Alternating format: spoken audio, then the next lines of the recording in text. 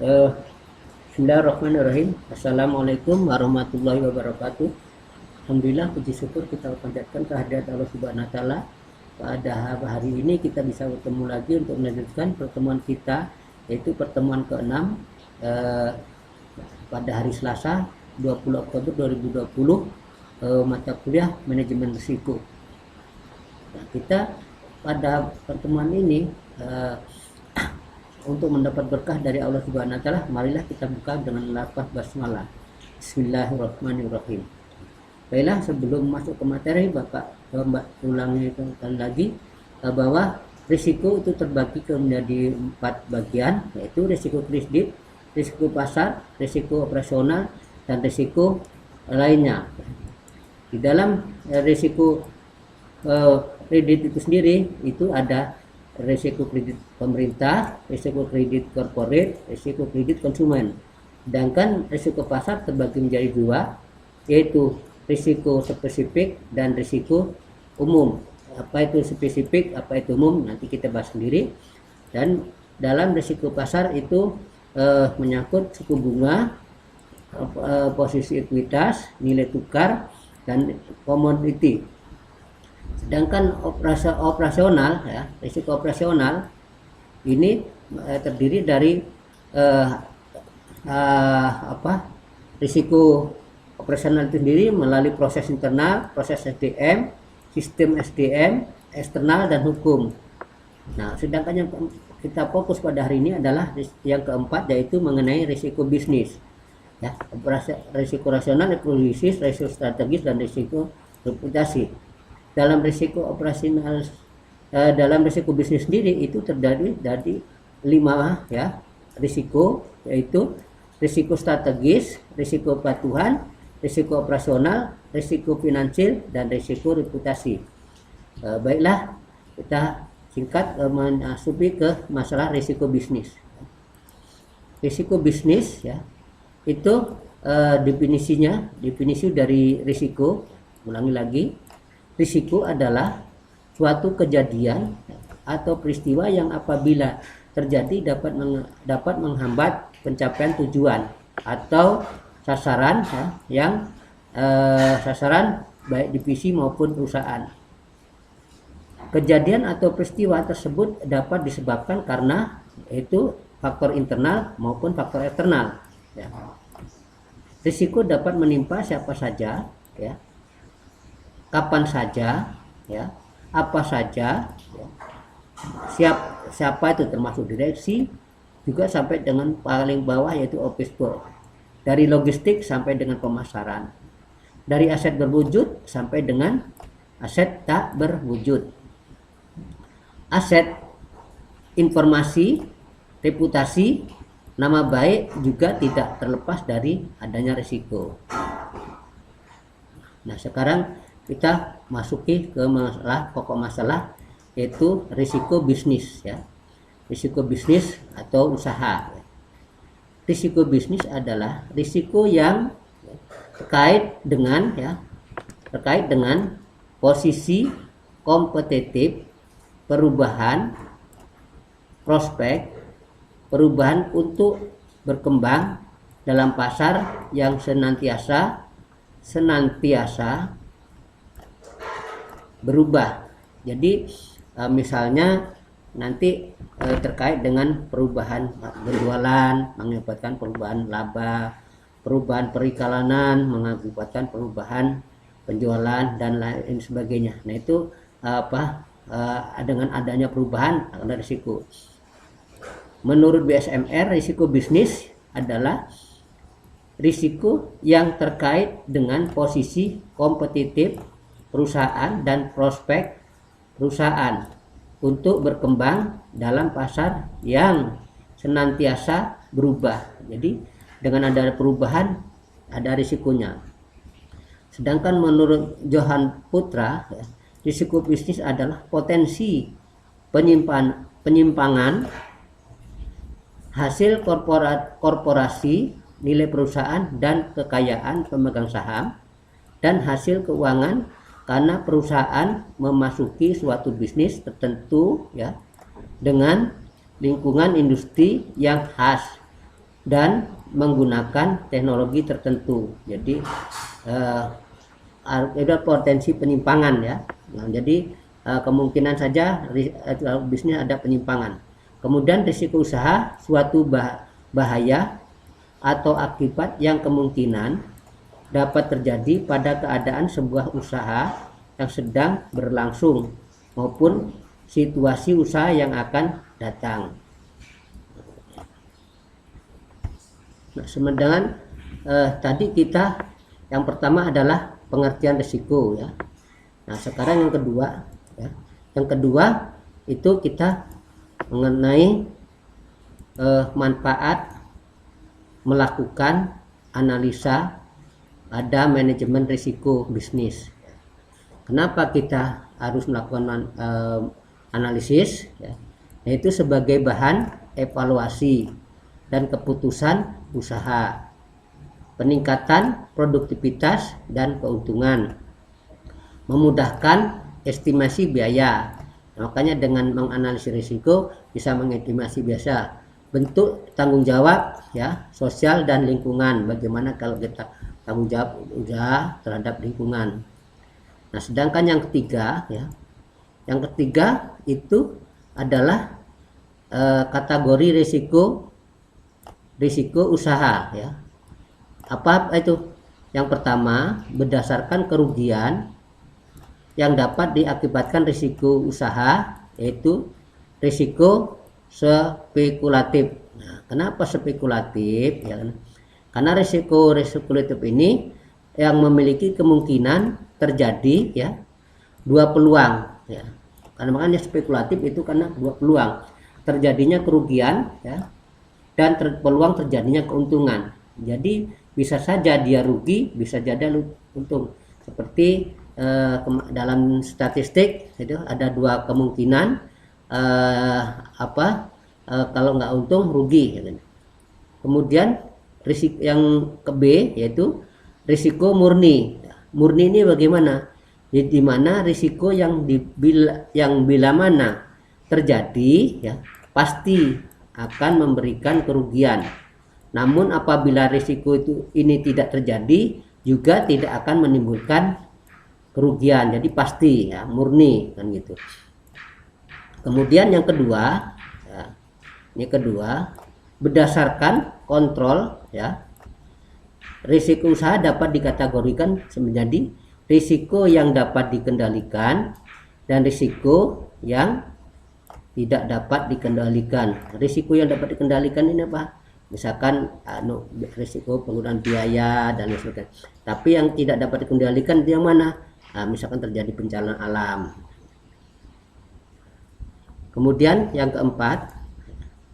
keempat ini adalah jenis-jenis risiko menurut para ahli yang terkait dalam bisnis, yaitu produksi, pemasaran, sumber daya manusia, finansial, lingkungan, teknologi, permintaan pasar, perbaikan, kerjasama, peraturan pemerintah, dan pengembangan aset. Nah, ini semua risiko-risiko yang akan terjadi saat kita melakukan bisnis ya.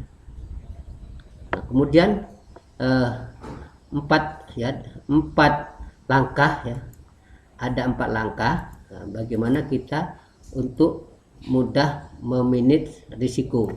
Risiko itu bisa dimanage ya, supaya tidak terjadi meminimalisir ya, meminimalisir dengan melalui identifikasi risiko ya, meranking berdasarkan kerugian kan gitu. Seperti kemarin misalkan dalam operasional ya, adanya kejadian, nah, ada frekuensi, ada dampak kan gitu. Nah, itu semua karena adanya identifikasi ya. Kemudian kontrol risiko. Nah, kemudian ini ada bagaimana kontrol risiko, menghindari itu gimana? Nah, kalau perusahaan rugi kita lanjutkan ya, yaitu bagaimana kita untuk dapat menghindari ya terjadinya risiko, ya mengurangi risiko, ya mengurangi tentunya bagaimana kita untuk membagikan portofolio, memindahkan dengan cara mengasuransikannya ya atau hedging ya. Kalau untuk perdagangan valuta asing dengan hedging, kemudian menerima risiko. Nah, risiko itu tetap kita terima tentunya dengan membuat pencadangan. Lalu selanjutnya monitoring dan review risiko. Nah, sedangkan yang kelima ya, yang kelima adalah di sini penerapan ya, penerapan manajemen risiko pada bisnis. Nah, di sini dalam penerapannya tentunya dengan adanya pengawasan ya yang aktif dari dewan komisaris kan gitu ya. Kalau kita punya usaha sendiri ya kita harus aktif untuk mengawasin adanya kemungkinan terjadi risikonya, ada kebijaksanaan dan prosedur manajemen risiko serta penerapan limit risikonya, adanya proses identifikasi, pengukuran, pemantauan, pengendalian risiko serta adanya sistem informasi untuk risiko bisnis ya, karena adanya sistem pengendalian intern. Nah, yang sedangkan keenam bagaimana untuk pengukuran ya, yang keenam ini adalah bagaimana pengukuran risiko bisnis ya. Nah, risiko yang sering rasio-rasio ya yang sering dipakai dalam pengukuran risiko bisnis yaitu kita kenal dengan degree of operating leverage atau disingkat dengan DOL ya, di mana perubahan laba operasi ya dengan perubahan penjualan atau juga perubahan periklanan mengakibatkan perubahan penjualan ya, perubahan promosi ya, dengan mengambilkan perubahan penjualan. Dengan adanya perubahan penjualan akan mengakibatkan pendapatan laba, perubahan laba. Bisa perubahan menurun, bisa perubahan naik. Nah, rumusnya adalah degree of leverage adalah ya ini EBIT ya. EBIT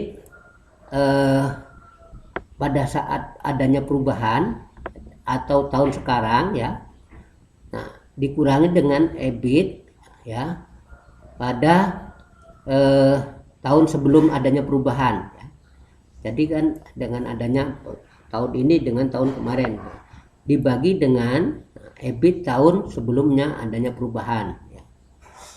Ya sebaik gampangnya dah, misalkan ini EBIT tahun 2018, ini EBIT 2017 misalkan. Ini 18, ini 17. Jadi adanya naik atau turun. Tadi kan adanya naik atau turun. Kemudian ini adalah penjualan ya. Penjualan tahun berjalan dikurangi dengan penjualan tahun yang lampau dibagi dengan tahun lampau ya. Nah, sehingga di sini penjualan sesudah perubahan, penjualan sebelum perubahan.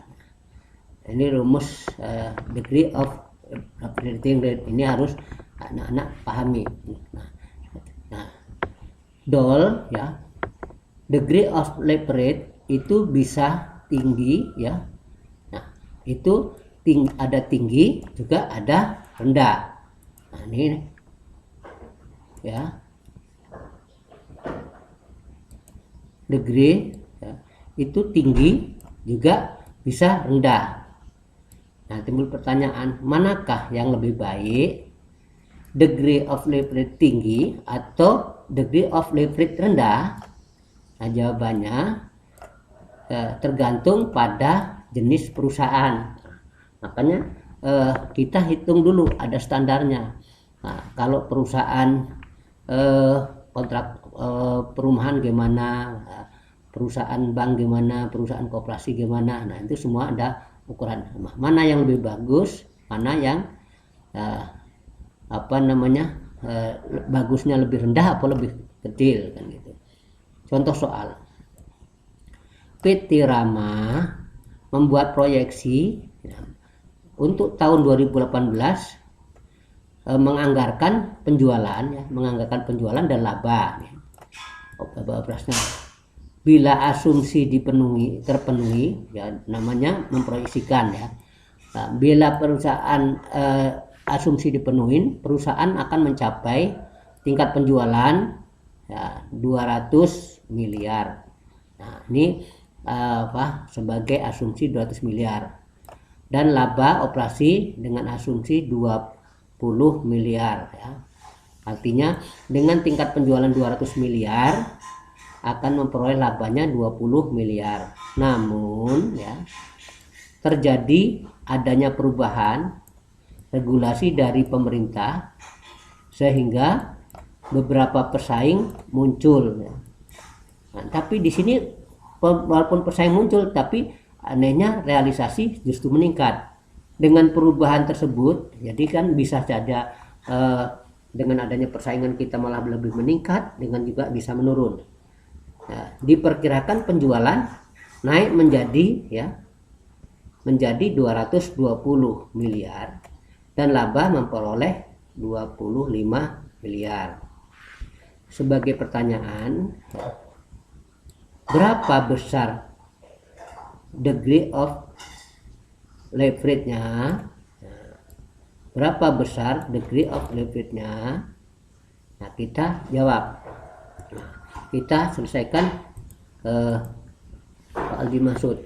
Jadi ini kita bahas bahwa sesuai dengan rumusnya, DOL adalah EBIT 1 dikurang EBIT 0 dibagi EBIT 0 dibagi sales 1 dikurangi sales 0. Artinya sales tahu apa yang dianggarkan, ini realisasi. Nah, di sini di bawah tadi contoh yang terjadi, ya, itu 25 miliar keuntungan, sedangkan yang dianggarkannya 20 miliar. Artinya ini terjadi perbedaan 25 miliar dibagi dengan 20 miliar. Sedangkan realisasi penjualan dengan adanya perubahan menjadi 220 miliar. Nah, anggaran 200 miliar dibagi dengan 200 miliar sehingga menghasilkan degree of leverage-nya adalah 2,5%, ya. 2,5%, ya. Yang artinya DOL sebesar 2,5 ini, 25% ini menunjukkan bahwa setiap kenaikan 1% penjualan, ya, akan menyebabkan kenaikan laba operasional, ya, laba. Jadi dengan kenaikan penjualan 1%, ya, menyebabkan kenaikan laba sebesar 2,5%.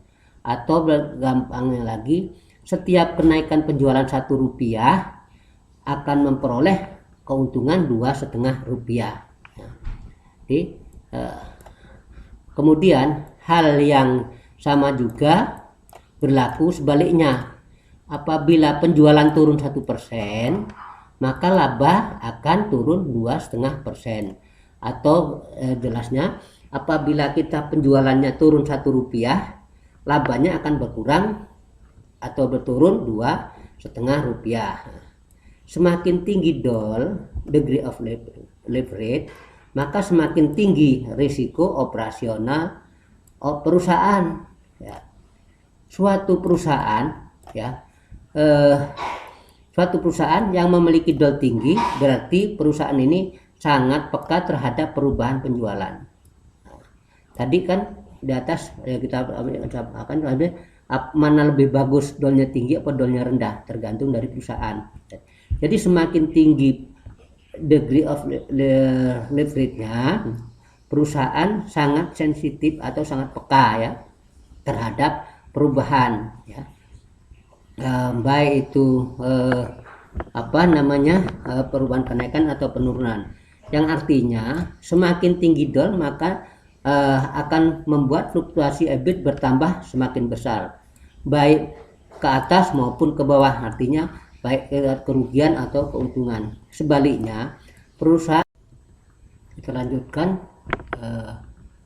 bahwa, ya, suatu perusahaan ya yang memiliki DOL tinggi, suatu perusahaan yang memiliki DOL tinggi atau semakin tinggi degree of leverage-nya, maka semakin tinggi risiko operasional daripada operasi perusahaan itu ya. Suatu perusahaan ya yang memiliki degree of leverage tinggi berarti perusahaan sangat peka terhadap perubahan penjualan, yang artinya semakin tinggi degree of leverage akan membuat fluktuasi EBIT bertambah besar, baik itu perubahan ke atas maupun perubahan ke bawah. Artinya misalkan penjualan tadi naik 1% mengakibatkan tingkat laba operasional 2,5%. Apabila perusahaan itu melakukan penjualan dengan turun 1%, mengakibatkan laba operasional turun 2,5%. Atau apabila penjualan naik Rp1 mengakibatkan laba Rp2,5, apabila penjualan turun Rp1 mengakibatkan laba turun Rp2,5, dan sebaliknya perusahaan yang besar ya, perusahaan yang memiliki DOL besar demikian, dan perusahaan yang DOL rendah berarti EBIT perusahaan tidak peka terhadap perubahan penjualan. Dengan kata lain, semakin degree of leverage-nya rendah akan membuat fluktuasi EBIT juga bertambah rendah, baik ke atas maupun ke bawah. Nah, kita lanjutkan bahwa dalam risiko bisnis itu terdapat di dalamnya adalah risiko strategis ya, risiko kepatuhan ya, kemudian risiko operasional, risiko finansial, dan risiko reputasi. Di dalam risiko operasional itu sendiri juga ada risiko bisnis, risiko strategi, dan risiko reputasi. Dalam risiko bisnis ada risiko strategi juga, ada kepatuhan, ada risiko operasional, ada risiko bisnis, finansial, dan reputasi. Selanjutnya untuk lebih lengkapnya bagaimana apa itu risiko strategis, kita lanjutkan di pertemuan minggu yang akan datang. Nah, namun sebelumnya pada kesempatan ini Bapak jelaskan sedikit mengenai risiko strategis. Di mana risiko strategis yaitu risiko yang terkait dengan keputusan bisnis atau bisnis jangka panjang atau sebagai perencanaan daripada direksi, bagaimana menyusun bisnisnya, bagaimana menyusun strateginya ya gitu. Jadi merupakan strategi, yaitu kebijakan dari pimpinan. Sedangkan risiko kepatuhan yaitu risiko yang disebabkan oleh adanya kelemahan aspek yuridis ya. Dalam risiko hukum ya, akan yuridis, contoh misalkan kita buat perusahaan, surat-suratnya nggak lengkap, nah sehingga kita terkenalah pelanggaran atau tidak memenuhi kepatuhan, jadi risiko kepatuhan. Nah, sebagai di sini adanya kelemahan aspek yuridis ya, yang antara lain disebabkan adanya tuntutan hukum ya, ketiadaan ya, peraturan perundang-undangan yang mendukung atau kelemahan perikatan seperti tidak dipenuhinya syarat-syaratnya kontrak dan pengikatan agunan yang tidak sempurna. Contoh kalau kita misalkan sewa rumah tidak dilengkapi dengan perjanjian kontraknya, sehingga sewaktu-waktu pemiliknya mengambil karena kita tidak diiringi dengan kontrak, sewa sehingga kita lemah. Jadi kita harus patuh. Sama juga kepatuhan kita mengendarai suatu kendaraan tanpa menggunakan SIM ya. Nah, berarti kan kita tidak patuh, sehingga misalkan terjadi rahasia kita termasuk dalam pelanggaran. Itu juga seperti sekarang COVID harus kita harus patuh pada aturan memakai misalkan cuci tangan, memakai masker ya, jaga jarak dan sebagainya. Nah, itu karena hanya suatu kepatuhan. Nah, kemudian risiko operasional itu sendiri risiko yang terjadi kerugian bagi perusahaan yang diakibatkan oleh ketidakcukupan atau kegagalan proses di dalam manajemen ya perusahaan itu sendiri, sumber daya manusianya dan sistem ya, maupun sebagai akibat dari kejadian eksternal ya, yang menyangkut operasional. Kemudian keempat, risiko finansial ya, yaitu risiko ya yang diderita oleh investor sebagai akibat ketidakmampuan emiten saham dan obligasi memenuhi kewajibannya pembayaran dividen. Jadi misalkan perusahaan itu ditutup atau tidak mampu untuk membayar dividennya, tidak mau membayar diskontonya, bunganya ya, serta pokok pinjamannya. Jadi ke risiko keuangan ya. Kemudian reputasi, nah itu risiko yang terjadi akibat potensi ya kerusakan bagi perusahaan yang diakibatkan opini. Jadi karena opini yang tidak baik, isu yang tidak baik mengakibatkan perusahaan itu akan hancur ya. Nah, sekarang kita masukkan beberapa contoh di dalam peristiwa-peristiwa yang mengakibatkan suatu risiko ya. Di sini contoh ya, kejadian peristiwa yang disebabkan karena faktor internal perusahaan, misalkan rusaknya mesin produksi, terlambatnya proses pengiriman, distribusi barang, pemborosan sumber daya dan lain sebagainya. Ini contoh-contoh risiko.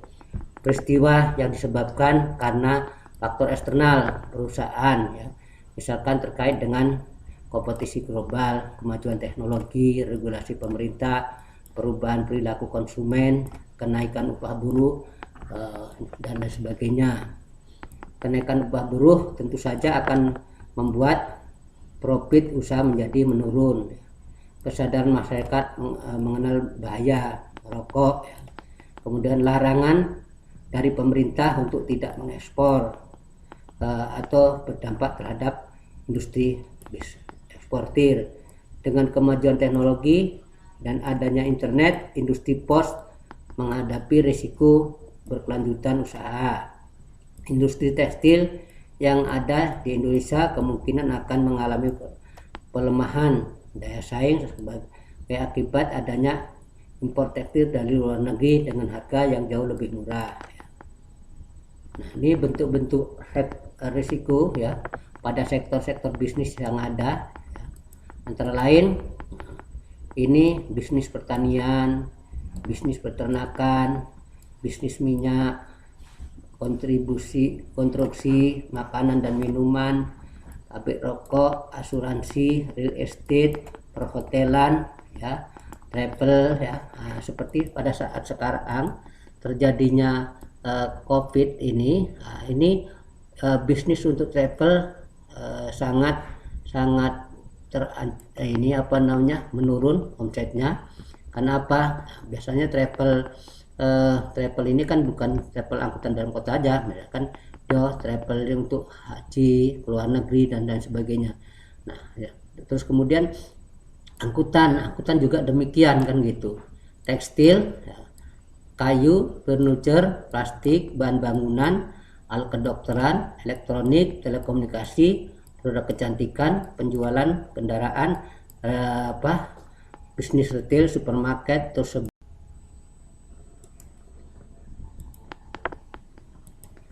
secara umum ya, ada dua pondasi yang dimiliki oleh para pebisnis dalam penerapan risikonya, yaitu referensi dan experience.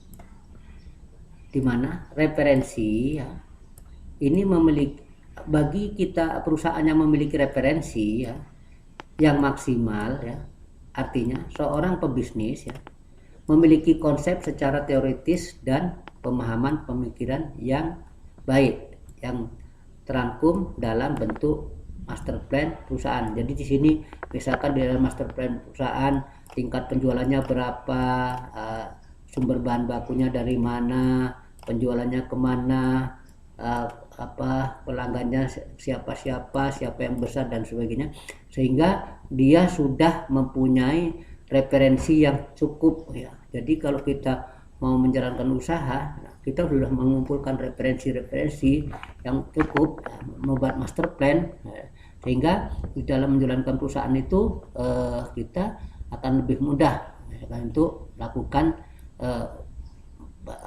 untuk mengantisipasi terjadinya risiko ya. Kalau kita tidak memiliki referensi yang cukup, kita menjalankan usaha di mana kita baru berjalan sudah tidak bisa dilanjutkan kembali. Nah, kemudian experience ya atau pengalaman. Jadi di sini bagi pemilik usaha ya yang mempunyai pengalaman ya, di sini seorang pebisnis dari tempaan dirinya yang diperoleh secara jangka panjang sehingga akhirnya mampu menentukan dan memutuskan secara tegas apa bentuk dari pekerjaan atau usaha yang akan atau yang layak ya, yang sangat layak untuk dikerjakan baginya, sudah sangat sesuai dengan bakat atau talent yang dimilikinya secara serta ia mencintai pekerjaan bisnis yang digelutinya. Jadi sama juga dengan kita bekerja tentunya kita harus mempunyai keahlian sesuai dengan bidangnya, semacam lainnya, dan itu memang pengalaman itu justru sangat bagus untuk berbisnis, untuk bekerja dan sebagainya. Nah, sekarang kita mengenai berbagai bentuk risiko. Tadi kan udah disebutkan ada contohnya ada 21 perusahaan. Jadi dari bisnis pertanian ya. Pertama ini bisnis pertanian dan perikanan ya, berbagai bentuk risiko. Produk pertanian seperti padi, palawija, kacang, umbi-umbian, jagung. Nah, seperti kadang-kadang kan terjadi waktu petani padi mau panen kena hama wereng. Nah, itu semua itu risiko. Nah, sekarang bagaimana tuh mensolusinya kan gitu. Itu juga produk perikanan seperti perikanan darat, perikanan laut, pengembang biakan ikan, kepiting, tambak udang, pengembangan rumput laut dan lain sebagainya ya, pengembangan. Nah, ini tentunya kalau terjadi risiko bagaimana ini atasinya. Nah, jadi adapun yang dialami sektor bisnisnya adalah, nah ini tadi pertanian ya dan perikanan ini mudah mengalami pembusukan kalau pertanian menjual produk tersebut agar tepat waktu untuk mengatasinya ya, karena pertanian tadi kan cepat ini terbusuk. Jumlah yang dipanen disesuaikan dengan kemampuan daya beli konsumen. Nah, kemudian sehingga tidak ada barang yang tersisa. Produk yang diperkirakan akan sulit dijual dan sebelum mengalami pembusukan maka sebaiknya diawetkan. Nah, misalkan masukkan freezer, kalau ikan masukkan akuarium. Kemudian kedua, harus memiliki tempat penyimpanan yang aman, bersih dan nyaman guna membuat produk-produk tetap segar. Memiliki lemari pendingin misalkan, jaga suhu produk dan segar. Nah, di sini banyak hindari pemasukan dan sebagainya. Sektor bisnis peternakan, sektor bisnis minyak dan lain sebagainya. Nah, ini nanti anak-anak baca sendiri ya, untuk kekurangan informasi bapak baca di Google dan informasi yang lainnya. Demikianlah untuk pertemuan kita di akhir ini. Untuk mengakhiri pertemuan, Bapak kirim tugas ya untuk mengerjakan soal. Selanjutnya soal itu diselesaikan untuk sampai dengan batas waktu nanti sampai jam 18. Terima kasih. Tutup wabillahi taufiq wal hidayah. Wassalamualaikum warahmatullahi wabarakatuh.